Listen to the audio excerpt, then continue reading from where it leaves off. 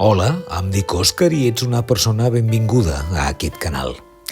Avui no et presento cap rellotge. Avui, a partir d'aquest quadre de René Magritte, L'art de la conversa, 1963, sentirem que xiuxiueixen aquests dos personatges.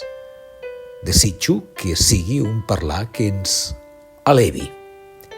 Aquesta peça videogràfica podria encabir-se en el mal anomenat art pobre o art brut, però tan sols som davant d'una obra sense cap pretensió artística, on el motiu d'imatge sigui el suficientment neutre que no destorbi a les nostres oïdes que hauran de treballar de valent per tal de comprendre aquests personatges magritians.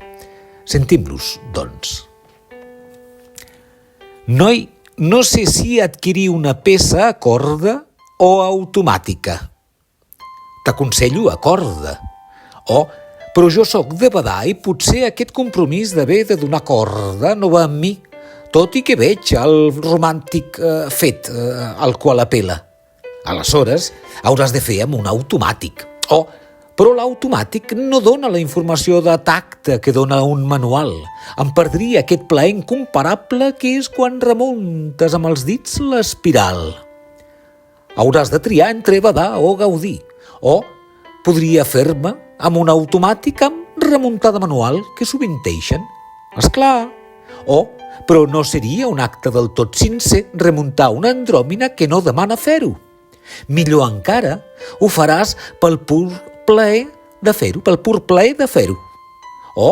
però em perdria l'autenticitat. El fet autèntic seria fer trampes. Podries mirar-te un de quars, ben cert, tindria exactitud i cap complicació. Ja, però la vida no és de quars, oi? No, tot fa pensar que no. I això és tot per ara.